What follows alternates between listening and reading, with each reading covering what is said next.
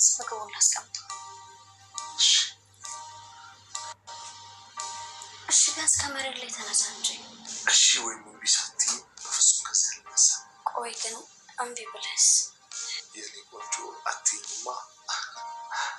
እኔ አላማለኝ ለጋብቻ እንኳን ዝግጁ አይደለሁ። በዛው ምግብ ውስጥ መርዝ አድርገሽ ግደኝ እንጂ ከዛ በኋላ ምንም የመኖር ተስፋ የለኝም። አልለይህም፣ አገባሃለሁ። ደግሞ ረዳት መሆን እፈልጋለሁ። የእውነት በጣም አፈቅርሃለሁ።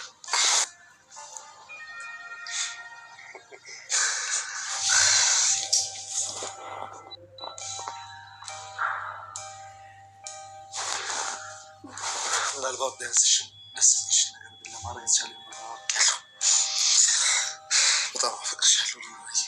እኔም አፈቅርሃለሁ። ስለአንተ ምን እንደምል አላውቅም። የእውነት አያደለው ግን አሁን እባክሽ አንዴ ልሳምሽ። በጣም ናፍቀሽኛል። ትንሽ አምሽቼ እሄዳለሁ። እረፍ። አይሆንም።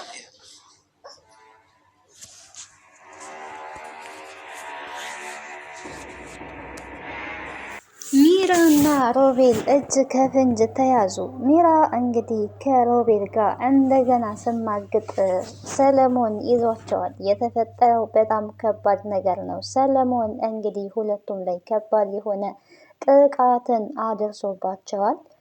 ታዲያ ሚራ አሁንም ቢሆን ሮቤልን ትወደዋለች። ከሮቤል መራቅ አልቻለችም። ሮቤልም ደግሞ የእሷን ስስ ልብ በደንብ ስለሚያውቅ እየሄደ እንግዲህ እያባበለ አብሯት እስከ መተኛት ደረጃ ደርሷል። ሌላው እንግዲህ አስደሳቹ ነገር ደግሞ ሎሃናና አድናን እንግዲህ ሊጋቡ ነው። የቀለበት ፕሮግራም አድርገዋል። ሚራ ብትወጣም ከነሱ ህይወት እነሱ ግን የራሳቸውን ደስታ እያጣጣሙ ይገኛሉ። ሰላም ጤና ይስጥልኝ ውድና የተከበራችሁ የቻናሌ ቤተሰቦች እንዴት አላችሁ? በያላችሁበት ሰላማችሁ ይብዛ። ለዚህ ቻናል አዲስ ከሆናችሁ ሰብስክራይብ፣ ላይክ፣ ሼር እያደረጋችሁ ቤተሰብ እንድትሆኑ በአክብሮት ጋብዛለሁ። እንግዲህ ሎሃና ተወዳጁን ድራማ ቀጣዩን ክፍል ወደ እናንተ ይዤላችሁ መጥቻለሁ። ይሄንን ቪዲዮ እስከ ፍጻሜው ድረስ ተከታተሉ። ስጀምሩ በላይክ ብትጀምሩ ደስ ይለኛል። ያው እንድታበረታቱኝ ለማለት እና ለማሳሰብ ያክል ነው፣ ለማስገደድ አይደለም። እንግዲህ በዚህ ድራማ ያልተጠበቀው ነገር ተፈጥሯል ማለት ነው። ሚራ ከዚህ በኋላ ሮቤልን አልፈልግም፣ ከሮቤል ጋር መሆን አልችልም፣ አንተን አልወድህም፣ የራሴን ህይወት ነው መኖር የምፈልገው እያለች እንግዲህ ሮቤልንም አድናንንም ጥላ እንደወጣች እናውቃለን። ነገር ግን ታዲያ ሮቤል የሚራን ልብ በጣም ጠንቅቆ ስለሚያውቅ መቼም ቢሆን አልተውሽም፣ መቼም ቢሆን እኔ ዝም ብዬ ይህን ሁሉ ገንዘብ ጥለሽ ሄደሽ እኔ ልተውሽ አልችልም በማለት ሲመላለስ ነበረ። እሱም እንግዲህ በፍቅር ሰበብ እየተመላለሰ ሚራን ሳታስበው እንግዲህ አብሯት እስከ መተኛት ደረጃ ድረስ ደርሷል። ሰለሞን ታዲያ ይህንን ባየ ሰዓት በጣም ነው ልቡ የተሰበረው። ምክንያቱም እኔ አንቺ የማንም ልትሆኚ አልፈልግም፣ ከዚህ በኋላ የኔና የኔ ብቻ ነሽ፣ እነዛ ሰዎች ቀና ብለውሽ ራሱ እንዲያዩሽ አልፈልግም፣ ሮቤልም ቢሆን ከዚህ በኋላ እዚህ ቤት እንዳይመጣ፣ ሚራ በደረሰችበትም እንዳደርሱ በማለት እንግዲህ አስጠንቅቆ ነበር ማለት ነው። አስጠንቅቋል። እንኳን ሮቤልን አድናንን ራሱ አስጠንቅቆ ነበረ። ሮቤል እንግዲህ የቅሌቱ ቅሌት የድፍረቱ ድፍረት እንደዛ ሰለሞን በቦክስ አናፍጦ እንዳልጣለው ጭራሽ ቤት ድረስ ሄዶ ከሚራ ጋር ተኝቷል። ይሄ ያው ትልቅ ድፍረት ነው። ሰለሞን እንደገና እንግዲህ እሱን እንደ ውሻ ቅጥቅጥ ነው ያደረገው። ሚራንም ቢሆን አንቺ ልክስክስ ሴት ነሽ፣ እንዴት እንደዚህ ታደርጊያለሽ? እንዴት ከዛ ወጥተሽ መጥተሽ አሁን ደግሞ እዚህ እንዴት አይነት ስራ በእኔ ላይ እንዴት ትሰሪያለሽ? ለምን እንደዚህ ታደርጊያለሽ? በማለት እንግዲህ ሚራና ሰለሞንም ትልቅ ችግር ውስጥ ገብተዋል። ሰለሞን እንግዲህ እኔ አብሬሽ ልደር፣ አብሬሽ ልሆን፣ ጥሩ ጊዜ እናሳልፍ እያልኩሽ እንዴት እኔን እምቢ ብለሽ ከዚህ ጋር እንዴት ትሆኛለሽ? እሱን ትወጂዋለሽ ማለት ነው፣ እሱን ታፈቅሪዋለሽ ማለት ነው በማለት እንግዲህ ሚራ ላይ ተነስቶባታል። በጣም ነው ሲጮህባት የነበረው። ምክንያቱም እዚህ ቤት ውስጥ እኔ ምንም አይነት ነገር ካንተ ጋር ማሳለፍ አልችልም። አሁን ዝግጁ አይደለውኝም ለእንደዚህ አይነት ነገር፣ የመጣሁበትን ነገር ታውቃለህ እያለች እንግዲህ ሰለሞንን ስታታልለውና ስታጭበረብረው ነበረ። እሱ ሊስማት እንኳን ጠጋ ሲል እንግዲህ በጣም ስለሚቀፋት ሰለሞን ላይ እንግዲህ አሁን ላይ እሱ ላይ እየተጫወተችበት ነው። እሷ የምትፈልግ በወጣ በገባ ቁጥር ትጮህበታለች። እኔ ከዚህ ሀገር መውጣት ነው የምፈልገው፣ እንድንወጣ ነው የምፈልገው፣ ቶሎ ጨርስ እያለች እንግዲህ እየተጨቃጨቀችው ነበረ። እንግዲህ እንደ ፍቅረኛ እንደ ሚስት እኔ ልሳምሽ፣ ጥሩ ጊዜ እናሳልፍ፣ እዚህ ልደር እያለ ሲጨቀጭቃት ሰለሞን አይሄድ፣ እኔ ለዚህ ነገር አሁን ዝግጁ አይደለሁኝም፣ ሁሉም ጊዜ አለው። አሁን ለዓላማችን ብቻ ነው ማተኮር ያለብን፣ ለዓላማችን ብቻ ነው ጊዜ መስጠት ያለብን። በጣም ሰፊ የሆነ ጊዜ ያለን እኔ እናንተ የምናሳልፍባቸው ጊዜያቶች አሉ እያለች እንግዲህ ሰለሞንን እየደለለች እና እየዋሸች ነው የምትገኘው። ምክንያቱም ሰለሞንን አትወደውም፣ ሮቤልን ግን በጣም ነው የምትወደው። ሮቤል ደግሞ እችን ስለሚያውቅ ተጠቅሞባታል። አሁንም ሮቤል በዚህም በዛም ብሎ እያባበለ ገንዘቡን ለራሱ ለማለት ነው ጥረቱ እንጂ ከሚራ ጋር የመኖር አላማ ምንም የለውም። ገንዘቡን ብቻ ስለሚፈልግ በፍቅር አሁንም አጥምዷት ነው የሚገኘው። ሚራ ደግሞ ለሮቤል ሁሌም ቢሆን ተሸናፊ ናት። አሁንም ተሸንፋለች ማለት ነው። እንግዲህ ሰለሞን ግን ሮቤልንም እንግዲህ እንዳልነበር አድርጎ ቀጥቅጦ ነው ራቁቱን ከቤት ያባረረው ማለት ነው። ሚራ በሆነው ነገር በጣም ግራ ተጋብታለች። እውነት ለመናገር ይሄ ትልቅ ውርደት ነው። ሚራ እንግዲህ ባል፣ ውሽማ፣ ፍቅረኛ እንደዚህ ሶስቶቹን ነገር ነው የምታስተናግደው ነው። አንድ ሰው ሆኖ ይህን ሁሉ ማስተናገድ ከምንም በላይ አስጸያፊ ነገር ነው ብዬ ነው እንግዲህ የማስበው። ባህላችንም አይደለም ስርዓታችንም አይደለም። እኛ ኢትዮጵያን እንግዲህ የራሳችን የሆነ ባህል፣ ስርዓት የሚባሉ እነዛ ነገሮች አሉን። የሚራ ግን ከዛ ሁሉ ያፈነገጠ ነው። ግን ተዋርዳለች ማለት ነው። በጣም ተዋርዳለች። ትልቅ ውርደትን የተዋረደችው፣ ትልቅ ውርደትን ተከናንባለች። አሁን ላይ ምንም የምታስተባብልበት የምትዋሽበት ነገር የለም።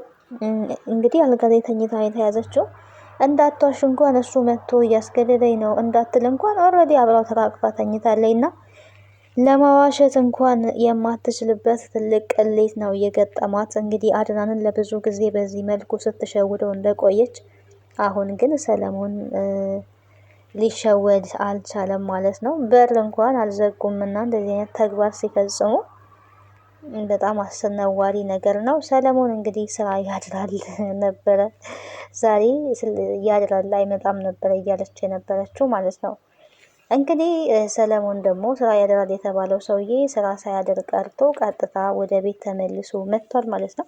በዚህ አጋጣሚ እንግዲህ እንደዚህ አይነት ተግባር ላይ የምትሰማሩ ባለትዳሮች ባሌ አይመጣም፣ ስራ ነው፣ ፊልድ ነው፣ ሚስቴ ዛሬ አትመጣም፣ እዚህ ቦታ ነው ያለችው እያላችሁ እንግዲህ በስራ አማካኝታችሁ የምትማገጡ ካላችሁ ልትጠነቀቁ ይገባል።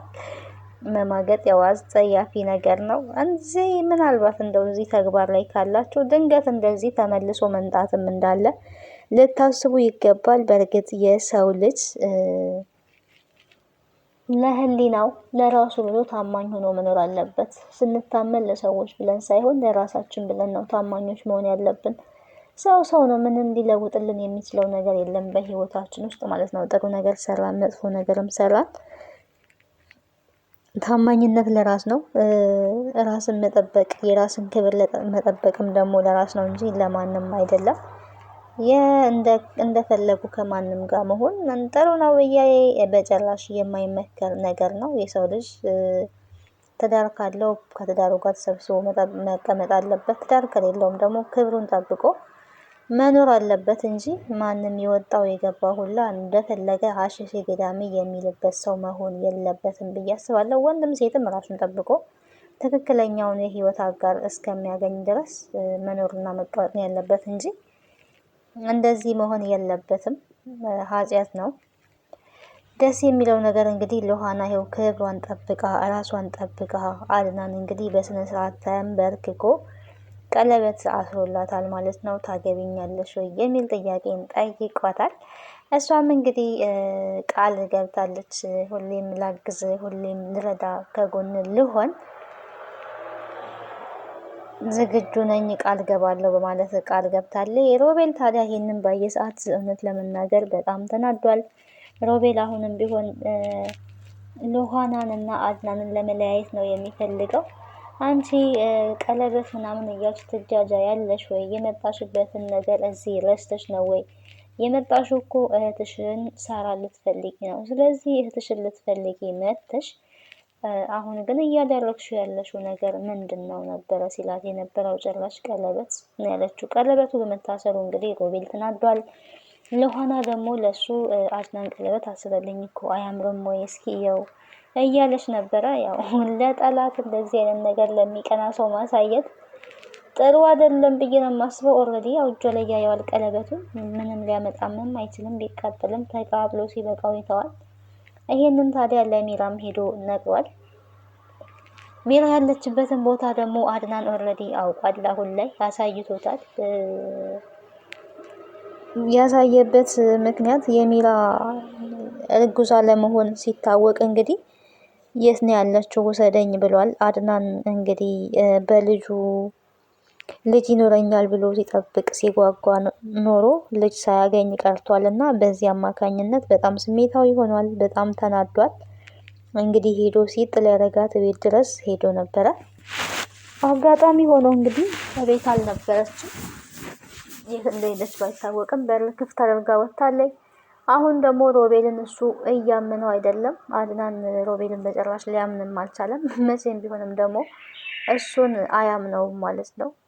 የሰው ልጅ አንዴ ከዋሸ ሁለተኛ ተደግሞ የሚታመንበት ምንም አይነት ምክንያት የለውም እና ሮቤል እንግዲህ መቼም ቢሆን በአድናን ዘንድ ታማኝነትን ሊያገኝ አይችልም። አይታመንም ማለት ነው። አላመነውም። አንተ ነህ ደውለህ እንድትሄድ ያደረካት አይደለም ምናምን እያለ ነው የሚገኘውና በዚህ ልክ አብሮት ወጥቶት እንኳን በዚህ ልክ አላመነውም ማለት ነው። እያመነው አይደለም። ደግነቱ እቤት ሳላገኛትም እቤት ቢያገኛት ኖሮ በጣም ከባድ ነገር ነበረ የሚፈጠረው። ዞሮ ዞሮ ግን እቤቱን ስላየ አድናን አሁንም ቢሆን ለሚራ አርፎ አይቀመጥም። ዋጋ ያስከፍላታል ብዬ ነው የማስበው። እንግዲህ እንደዚህ በቀላሉ ዝም ሊላት አይችልም። ምክንያቱ ደግሞ ልጅ አለኝ እያለ እየጠበቀ ከዛሬ ነገ እንግዲህ ልጅ ይወለዳል እያለ እየጠበቀ ነው። በእርግጥ ሆዷም እንኳን ሲገፋ አላየንም። እንግዲህ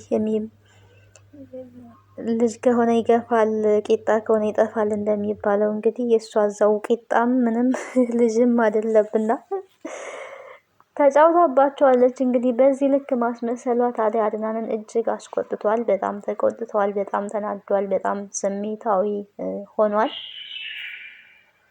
ሉሃና በጣም ቆንጆ ቆንጆ የሆኑ ልጆችን በላዩ ከየአይነቱ ነው የምወልድልክ ወንድ ሴቶን ብላ እንግዲህ እያጽናናችሁ ትገኛለች። እንግዲህ ለጊዜው ቢበሳጭም አድናን አንቺ ከጎኔ ካለሽ ብሏል። ሉሃናን አንቺ ከጎኔ ካለሽ ሁሌም ቢሆን ደስተኛ ነኝ፣ ግን በዚህ ልክ እንዴት ያጭበረብሩኛል፣ በዚህ ልክ እንዴት ይጫወቱብኛል። እኔ እኮ እሷ እዚህ ቤት እንድትቆይ የፈቀድኩትም ለልጄ ብዬ ነበረ። ለካስ በዚህ ልክ እንዴት ማስመሰል ይችላሉ ነበረ ሲል የነበረውና ያው የእነሱ ድራማ የተለመደ ነገር ነው። መቼ ማብቂያና ማለቂያ የለውም። መቼ እንደሚያበቃ እናቅም። እንግዲህ ተከታታይ ሌላ ድራማ ይወጣዋል። የሚራና የሮቤል ውሸት ራሱ ማለት ነው።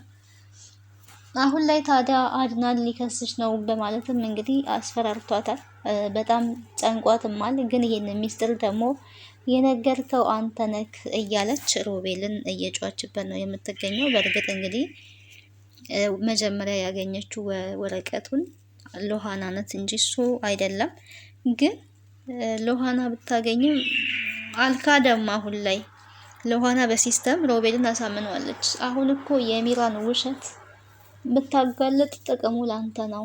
አሁን ላይ ላንተም ጠላት ናት። ስለዚህ የሚራን ውሸት ማጋለጥ አለብክ ብለዋለች። እና በዛ አዎ እርጉዝ አይደለችም፣ እኔ የሚያወቅኩት ድንገት ሞዴስ ልትቀይር ስትል ነው ብሏል። እና አንድ ቤት ውስጥ ሆና በጣም ከባድ ነው። ለካ በዚህ ልክ መዋሸት ይቻላል። ኧረ ሚራ ግን ትለያለች ማለት ነው። ትለያለች ማለት ነው። እንግዲህ ድንገት ሮቤል ሞዴሱን ባያይ ኖሮ ሮቤልንም ነው የዋሸችው። የእርጉዝ ሳትሆን እርጉዝ ነኝ ስትል የነበረውና በዚህ ልክ ተጫውታባቸዋለች ማለት ነው። አድናን ይከስሻል የሚለው ነገር ታዲያ ሰለሞንም በሰማ ጊዜ እርጉዝ እንዳልሆንኩኝ አድናን አውቋል። እኔ ሲጥ አድርጎ ሊገለኝ ይችላል፣ በልጅ ጉዳይ አይደራደርም። አድናን በጣም ነው ልጅ የሚወደው ብላለች። ሰው በቃ በሚወደው ነገር ነው እንትን የሚለው። አድናን ልጅ ስለሚወድ በልጅ ነበረ እሱ ስታጭበረብረውና ስታታልለው የነበረውና በምትወዱት ነገር ሰዎች እናንተን ያጠምዷቸዋል፣ ወይ ደግሞ በምትፈልጉት ነገር። እንደዚህ ነው እንግዲህ ስታደርግ የነበረው። ድራማዋን ሰርታ እስከምትጨርስ እዛ ቤት ይህን ሲስተም ነበር የተጠቀመችው። መጨረሻ ላይ ግን እውነት ሁሌም ቢሆን እውነት ስለሆነ ተደብቆ አይቀርምና እውነቱ ወጥቷል ማለት ነው። እንግዲህ አድናንና ሎሃና መልካም እድል፣ የተሻለ ህይወት የምትኖሩበት ጊዜ ይሆንላችሁ እንላለን። እንግዲህ ደግሞ ሁለቱ ምርጥ ጥንዶች ይወጣቸዋል። ልበ ቀናዎች ናቸው ሁለቱም። ሎሃና ደግሞ በጣም አስተዋይና ብልህ ቀና ሴት ናት። ስለዚህ ደስ ይላሉ ማለት ነው። ቀጣዩ ክፍል ምን ይሆናል የሚለውን አብረን የምናይ ይሆናል። ስለነበረን ቆይታ አመሰግናለሁ። ወዳችሁና ተገዳችሁ ስለምትከታተሉ ምስጋና ከልብ ነው። ቤተሰብ ያልሆናችሁ ካላችሁ ቤተሰቡ ነው። ሀሳብ አስተያየታችሁን በኮሜንት አስቀምጡልን። ባይ ባይ።